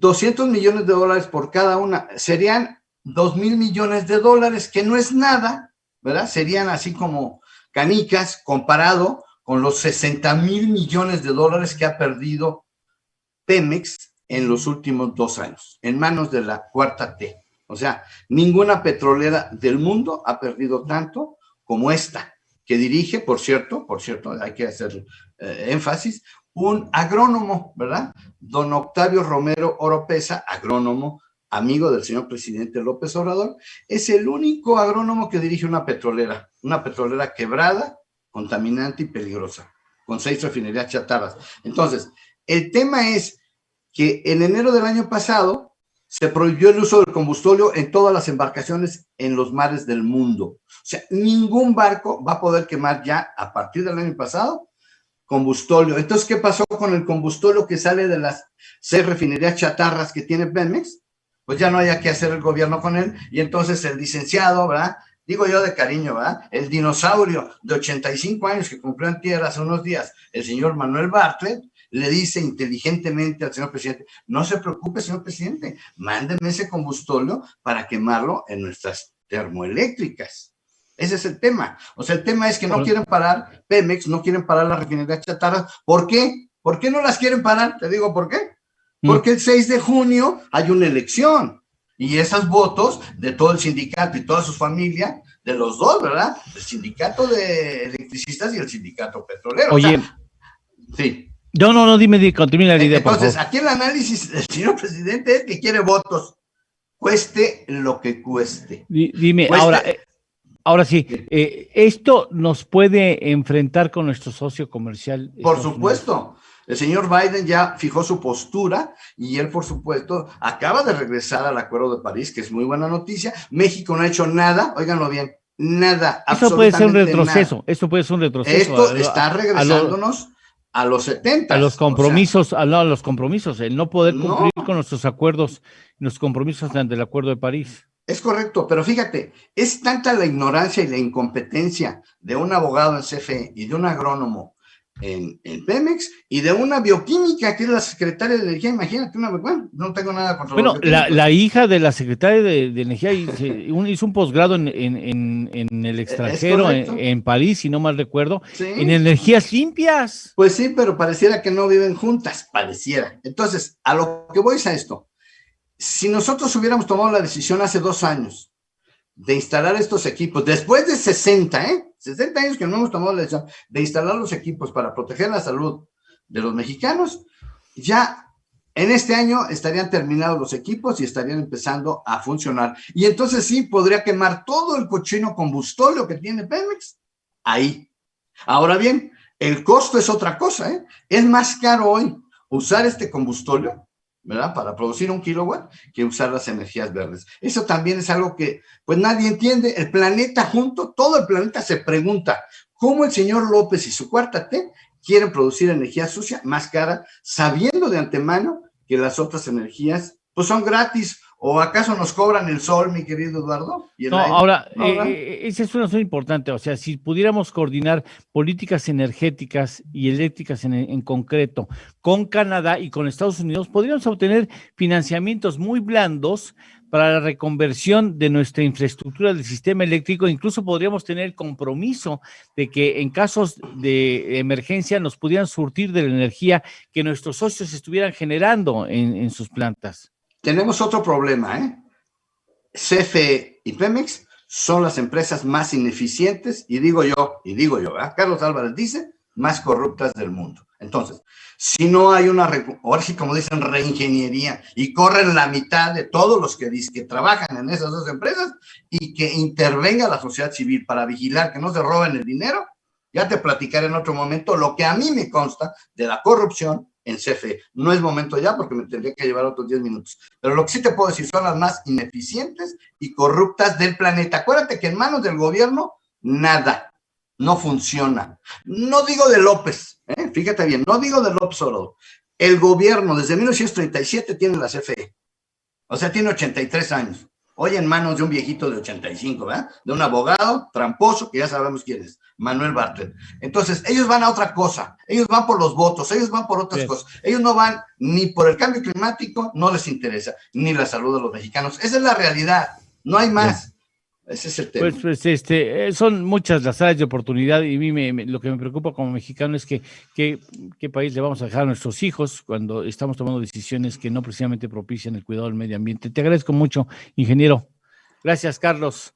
Muy buenos días. Flores, muchas gracias. Gracias.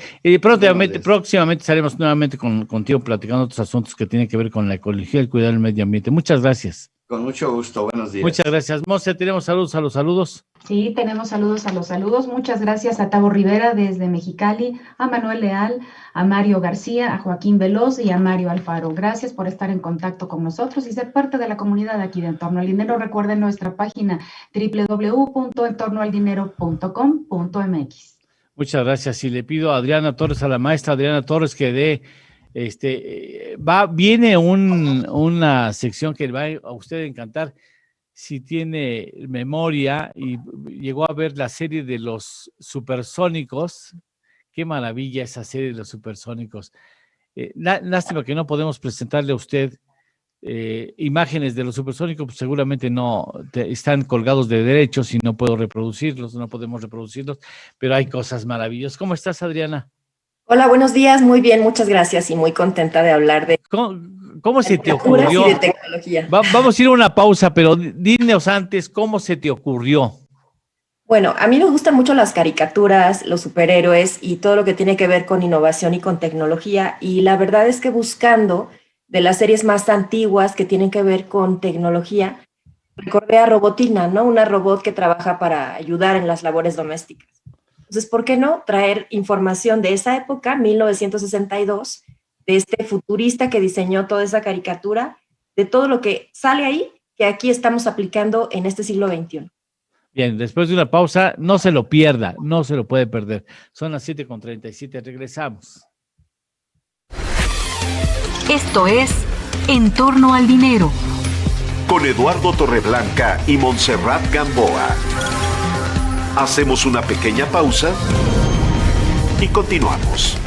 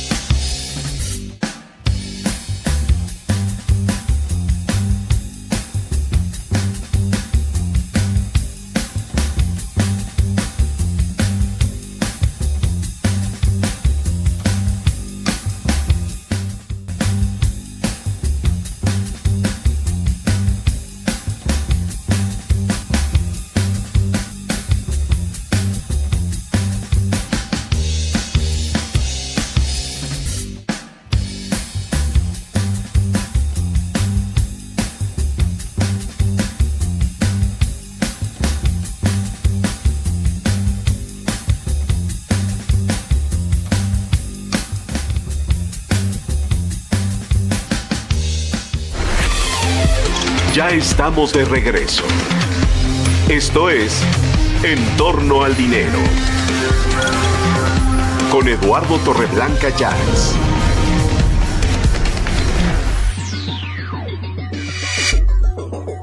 Estamos ante una nueva forma de ver y vivir la vida.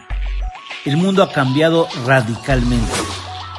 Entendamos la nueva dinámica en torno a la era digital con la maestra Adriana Torres Nava.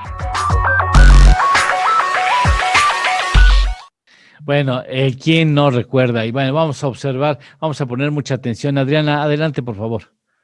¿Qué tal? Pues los supersónicos que se proyectaron en la pantalla en el año 62. Hace casi 60 años que esta serie fue publicada por primera vez en la televisión. Después hubo un remaster en el 85, pero yo recuerdo siendo muy chiquita a la famosa robotina, al perrito Astro Boy y a toda la familia con sus problemas comunes de una familia de clase media. En este caso, quien inventó este concepto, esta serie, proyectaba el siglo XXI que estaba pues muy lejos en aquel momento, una familia que vivía en el año 2062 y que tenía mucha tecnología inteligente a su alrededor para hacer más fácil su vida. Y pues bueno, el señor trabajaba en una empresa que hacía aerocohetes. Entonces, ¿quién se hubiera imaginado que al día de hoy el primer coche volador ya está proyectado para venderse el próximo año, en 2022? Entonces, digamos que se adelantó bastantes años. Este futurista que diseñó esta serie se adelantó muchísimos años a inventos que fueron siendo puestos a público poco a poco a través de los años, y vamos a recorrer rápidamente algunos ejemplos. Lo primero que sale ahí que llama mucho la atención en 1962 es la computadora personal. Y aunque ya existían computadoras en aquel entonces, en realidad eran computadoras conectadas con cables y de uso para empresas grandotas, para la NASA. No estaban disponibles para que las personas nos lleváramos el trabajo a la casa. Incluso en los años 90, las terminales de computadoras se llamaban terminales tontas. No tenían internet y no podías tú hacer uso personal para tus asuntos. Esas computadoras eran para uso de oficina. La primera computadora fue por ahí de 1948, pero la primera que se vendió al público salió 9 años después. En 1971 es cuando empezaron a utilizarse las computadoras para las personas y ya te imaginarás, el precio no era para nada accesible. Las pantallas verdes con ámbar no tenían esas imágenes que se muestran en la serie de los supersónicos. Luego viene el lector de barras. Por ahí ellos tienen un escáner que ahorita lo podemos identificar muy bien con los códigos QR. Cuando el primer escáner se utilizó para contar inventario en 1974 y era todo un proceso con estos lectores que a veces tenían cable para poder hacer la lectura del código de barras. Y este concepto que se muestra en los supersónicos se puso a público hasta 1994 por la empresa Toyota, donde ya utiliza un láser para leer los códigos QR. Después tenemos los famosos smartphones o los móviles, los teléfonos inteligentes. Porque una cosa es que exista un teléfono celular donde tú haces llamadas y otra es que tú puedas ver a una persona en la pantalla del celular. Eso es el teléfono inteligente que nació en 2006 por la empresa LG. Ya el año siguiente, en 2007, nació el iPhone, pero imagínense cuántos años y de verdad qué imaginación, qué curiosidad el poder tener una llamada por un teléfono celular. Después, por ahí está la señora Sónico en uno de los momentos haciendo ejercicio, haciendo fitness a distancia con un televisor plano. Entonces ahí hay dos conceptos mezclados. El que podamos hacer trabajo remoto o interacción remota, estar haciendo ahí mi gym en mi casa, y también la pantalla plana. Ahí se ve perfectamente en la pantalla cómo esta pantalla plana que para nosotros estuvo disponible al mercado más o menos en el año 2000, ella ya la tenía y además estaba aérea, ¿no? No la tenía en un soporte como nosotros lo conocemos. Después, los relojes. Esto es una de las cosas que más me gustaba. El reloj donde el señor Sónico hacía su llamada a su jefe. Ese es el famoso smartwatch. El smartwatch realmente sí se empezó a utilizar, pero hasta 1994 por la NASA. Cuando ya las personas comunes conocimos el smartwatch fue hasta 2012. Y ahorita pues ya hay unos que cuestan 500 pesos, ¿no? Es muy barato tener un smartwatch donde tú puedes hablar por teléfono, jugar videojuegos, conectarte con tus amigos a hacer una videoconferencia. O sea, es increíble cómo la tecnología nos alcanzó 40 años de lo previsto en esta caricatura. Tenemos las videoreuniones que ahorita, pues a partir del año pasado se hicieron famosas en todo el mundo, es cuando más se ha consumido tecnología. Las casas inteligentes, que le llamamos los domóticos, en algún momento ya lo platicamos, donde la señora Sónica hace que alguien le lave los dientes, que se sirva la comida, independientemente de la robotina. Y esto es lo más parecido al Internet de las cosas, el Internet of Things, y a las casas inteligentes, oficinas inteligentes, que las controlamos vía el teléfono. Tenemos el robot de asistencia, que era mi personaje favorito, la robotina, que además de que ayuda a las personas a resolver problemas, demuestra emociones, ayuda con las labores domésticas. Esto es lo más parecido a los robots inteligentes que todavía no están a la venta al público, pero que el primer robot inteligente que se presentó al público fue la famosísima robot Sofía.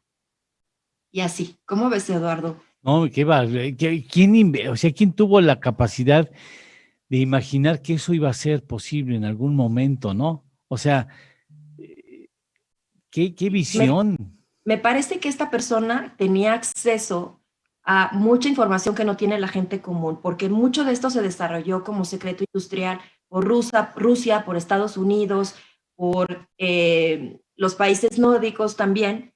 Entonces, pues sí, es una persona que estaba súper bien informada y que además tenía creatividad para mostrarlo de manera curiosa en una caricatura que nadie se imaginó que pocos años después, medio siglo después, menos de medio siglo después, ya estaría a disposición del público en general. Entonces, esperemos a los primeros coches voladores el próximo año. Ya están a la venta, cuestan $300,000 a $500,000, pero sí tienen ruedas y van a poder caminar en tierra plana y al mismo tiempo volar. Veamos si de verdad esto se hace una moda, porque además el acceso a estos coches no va a ser fácil, pero esperemos unos 10 años, y me parece que en 10 años esto ya va a estar a disposición de la clase media y de todo el mundo. Bueno, interesante, porque se hace mucho escándalo, y no digo que no se justifique, por la película esta de Volver al Futuro, ¿se llama la película de Volver al Futuro? Sí. Y bueno, si hablamos de componentes de cosas que hoy se dan y que entonces cuando se crearon esas tiras o esa película no se daban, pues los supersónicos superan por mucho a Volver al Futuro, ¿eh? Claro, y aunque ahí en Volver al Futuro se habla de física cuántica y de otros conceptos que hoy existen, que los vimos en un tema en el capítulo donde vimos la herramienta Metatron. Ese principio con el que está construido Metatron, que te escanea el cuerpo a través de la eléctrica, es el mismo del salto cuántico, que había otro programa que hablaba de eso, que te va al futuro y al presente, y lo mismo de Back to the Future. O sea, toda esa física, química, la parte nuclear que hoy está en investigación, sí hay empresas que están viendo cómo ir y volver a diferentes etapas del tiempo a través de los saltos cuánticos. ¡Qué barbaridad! ¿Y cuál dimos aquí? ¿Esa era tu preferida, la tira cómica preferida, tu preferida? No, había otras donde estaban perdidos en el espacio. Sí, claro, por supuesto. Otros tiempos, y me gustaban mucho los superhéroes, ¿no? Del Dr. Smith, ¿te acuerdas del Dr. Smith? El Dr. Spock, que era el más inteligente. Pero el Dr. Spock, ¿quién era? Ese era de otra serie, ¿no? Tienes razón. De otra serie también del espacio. Sí, pero todo lo espacial, los superhéroes, todo lo fantástico que hablaba de futuro, de cosas de tener superpoderes, todo eso eran mis programas favoritos. Y como no había internet, pues la verdad es que lo único que teníamos acceso es a las personas que conocíamos, a mandar cartas a otras personas para que nos contaran sus historias y a lo que nos proyectaban en la televisión. Temas muy interesantes que si usamos imaginación el día de hoy y viendo que todo esto nació después de la guerra, todas estas ideas y toda esta tecnología, por ahí de los años 40, 50 se empezaron a planear estas tecnologías que hoy son parte de nuestra vida.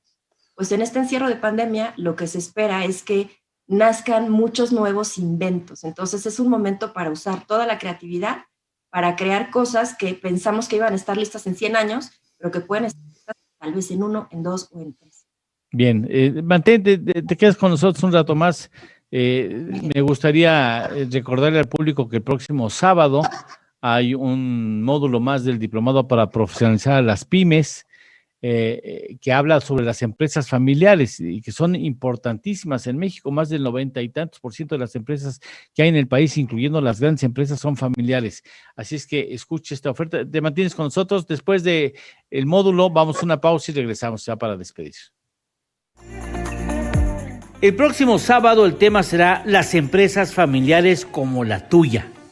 Una empresa familiar, en términos generales, es una empresa en la que una sola persona toma casi todas las decisiones de manera directa o indirectamente. ¿Qué te vas a llevar de conocimiento en este módulo? La institucionalización propiamente dicha de la empresa. ¿A través de qué? De órganos de gobierno como la Asamblea de Accionistas, el Consejo de Administración, un comité directivo, pero que formalmente actúen y que no nada más de vez en cuando vayan con el notario, sino que verdaderamente estén formalizadas las reglas en la familia y las reglas empresariales. Recuerda, es el próximo sábado. No te lo pierdas. Ahí nos vemos. Esto es En torno al dinero.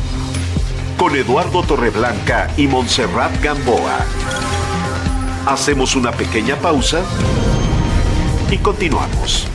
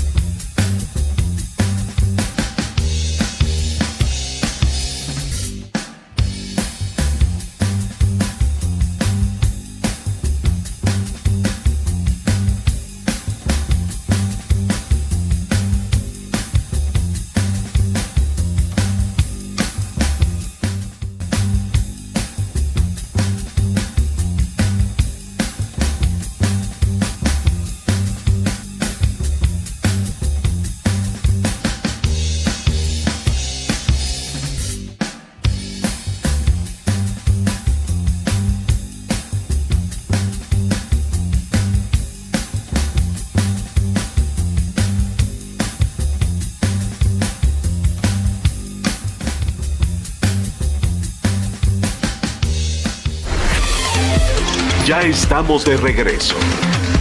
Esto es En torno al dinero. Con Eduardo Torreblanca Llanes. Sí, no, qué tiempos aquellos estamos recordando en la pausa comercial y decidimos compartirlo con usted. ¿Cuáles eran tus series favoritas, Juan? Pues era Viaje a las Estrellas, Meteoro, que mencionaba Adriana, Thunderbirds. A mí me gustaban mucho los Thunderbirds. Thunderbird 1, Thunderbird 2. Los Thunderbirds no era el que eran marionetas, ¿no? Sí, así es. Imagínense, bueno, el trabajador para hacer las marionetas, ¿no? Qué barbaridad. Yo me acuerdo cuando tuve un viaje a Nueva York, lo primero que hice, y muy chico, yo tendría unos 11 años, comprar mi Thunderbird 2, que era el que más me gustaba. ¿Y tú, Montserrat, cuál era tu serie? Pues mi serie favorita precisamente Los Supersónicos, pero también Los Picapiedra. Los Picapiedra, por supuesto. Sí. No había sexo, no había drogas, no sacaban pistolas, no mataban a nadie, no manchaban con sangre la pantalla en ningún momento, ¿no? Eran otras series. Marciano Favorito, Mr. Ed, por ejemplo, ya hablando de televisión, no de series para niños, Mr. Ed, ¿se acuerdan? El caballo que hablaba. El caballo, ¿no?, que hablaba. Mi Marciano Favorito también. La isla de Gilligan. Las antenas. Sí, que se les hacían las antenas así, y era una bronca cuando se llegaba al cierto nivel emocional, se les salían las antenas y a veces tenía que andarse metiéndolas porque la gente no. Ya muy para acá, Alf, ¿no? Que también era... También. Y también esta serie de Mi Bella Genio, ¿no? Donde de pronto ella con la magia hacía proyecciones que hoy tendrían, me parece, Adriana, ¿no? Como el equivalente a la realidad virtual, ¿no? Por ejemplo. No te escuchas. Tu micrófono. Realidad virtual y aumentada, eso es lo que hacía. Así es. Entonces, es lo que hacía Mi Bella Genio. ¿Y en qué se está trabajando actualmente, Adriana? ¿En qué se está trabajando? En la inteligencia artificial para imitar las emociones de las personas. Ahorita la inteligencia artificial puede imitar lo que ya conoce, o sea, puede decir, oye, te vas a portar así en tu hábito de consumo o en el gusto por ciertas cosas, pero no puede imitar nuestros gestos y nuestras emociones. Y eso es lo que piensa la ciencia que puede lograr muy pronto. Ya estamos en la parte más avanzada de inteligencia artificial. Bueno, qué buen recorrido. Nos hiciste recordar cosas muy gratas y de veras, qué visión quienes hicieron esa serie y vieron todas esas posibilidades. El escaneo del cuerpo, como tú dices. No. El día de la escuela. No, de veras, qué series aquellas. Qué bueno que todavía hay registros históricos de eso, que deberíamos de recuperarlas. Muchas gracias por estar con nosotros, Adriana. Muchas gracias a ti. Que tengan muy buen día. Gracias, muchas gracias.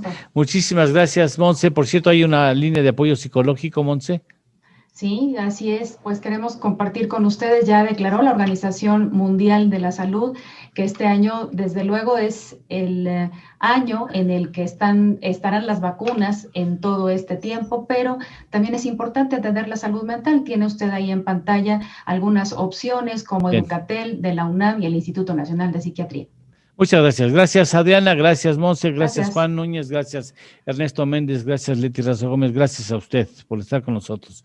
Hasta mañana en punto de las 6 de la mañana. Llegamos al final de nuestra jornada. Acaba En Torno al Dinero con Eduardo Torreblanca Llanes.